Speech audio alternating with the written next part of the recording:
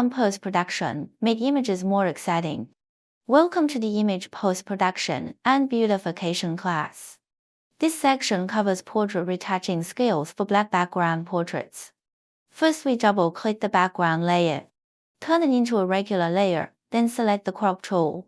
Crop the frame to the desired composition. Once confirmed, the hollow background edges, including any unwanted parts, we must fill them with the background color. Step 1. Add a solid color fill layer. OK, ignore what color the fill layer is. Since we don't yet know the exact color, then drag this solid color layer. Place it beneath the background layer. Double-click the background layer again. Choose the eyedropper tool. Sample the background color. OK, you can see the background color now.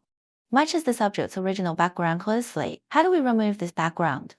There are many methods you can choose. For example, make a selection and delete it. Notice why deletion fails. Because we are inside the color fill layer, we must return to the background layer, then perform the deletion. This is one method. The second method, for example on the edges, when the removal is not perfect, add a layer mask. Then use the brush tool. Press BB is the brush shortcut. Set foreground to black and paint. Brush size is adjustable. Be careful while painting. One is brush feather, brush opacity, and when erasing, watch the edge contours. If we delete this background layer after deletion, sorry, you can't undo it. But if we erase with a mask, if you erase wrong, because we use word to restore, press X to swap foreground and background. See, we use word to bring back what we erased. If you directly delete the background, sorry, you can't restore now, so we don't recommend directly cutting out and deleting the layer. We recommend using a mask and handle it through the mask. After the step, we may find the color still doesn't match perfectly. Why? There is light and brightness here, so we double-click the background color again. Pick a closer color that matches the actual background. Choosing this color is crucial. If you pick red, the background becomes easier. Then we can brush it. Note here, you must zoom in to paint. If you don't zoom in, details will be bad.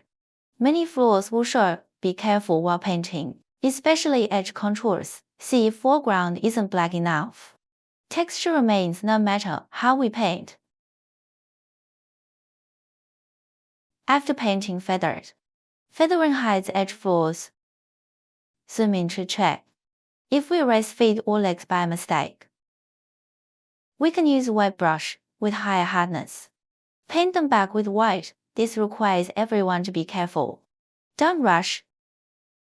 Haste makes waste. Mistakes are okay. Press undo. X swaps foreground and background. Switch it back. Watch your brush hardness. Hardness must be adjusted. Now everyone look. These edge parts still have white. How do we handle them? See, we can create a new blank layer. Set blend mode to darken. In darken mode, we paint with black. Lower opacity is fine. It won't affect darker areas. Note here, the sample color must be correct. If you sample hair color, it might be wrong. Be careful while painting. Don't overdo it. Erase mistakes with the eraser tool. Even on edges it won't matter, because we are in darken mode. Be careful not to paint on hands, because hands are brighter than background. If we paint on hands, hands will turn black. So where should we paint? Paint areas darker than the sample color. They won't be affected, but areas brighter than sample color will be darkened by us. Select brush tool to paint. Here we must zoom in to paint. Why? Because this side is brighter than this side. Only this line is darker. So we must paint along this line, including the shadow part. After finishing, preview it. See if the white edge is gone. After removing, we can apply a blur filter. See, this arm was erased. You must check what caused it. It's not a darken mode issue. See, this area is still empty. For more precision, extract this part. Cut this part out. Feather it. Then return to this layer. Fill it with white. Sample the background color, make background and subject blend harmoniously. Now let's brighten the highlights on clothes and skin. How? Add a curves adjustment, then choose color range. We can sample clothing color in color range. Range is too large, shrink it, then add, everyone remember. In masks or color range, white areas are always selected. Black areas are never selected. So we must remember this principle. We can add multiple selections and confirm. What we are doing now only adjusts the white areas in this mask. Look, the skin is more translucent. Bright areas are brighter. Now take this arm area. If we don't want it so bright, what do? Simply erase it the same way. Watch the opacity carefully. This arm is too white. Too eye-catching, we erase it, or when you first selected. You could have excluded the arm. Same for this nose. Erase the highlight areas. Pants highlights are fine. Leave a little after we finish. Stamp a layer, create new layer. Control Shift Alt E stamps visible. We duplicate this layer, now we liquefy. Arm contour lines that are not smooth. Let this raise back. We can fix these, including hair back, including cheeks. We can adjust them.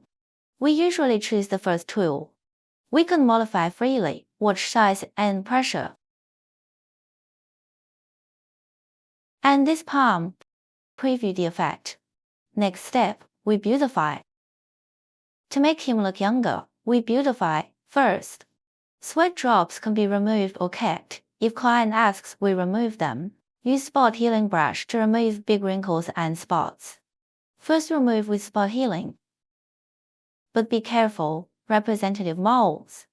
Do not touch them, or he won't look like himself. Unless client specifically asks, then you remove. Normally we keep representative moles. We do not remove. Your steps. Step 1, remove big blemishes. Step 2, we create empty layer.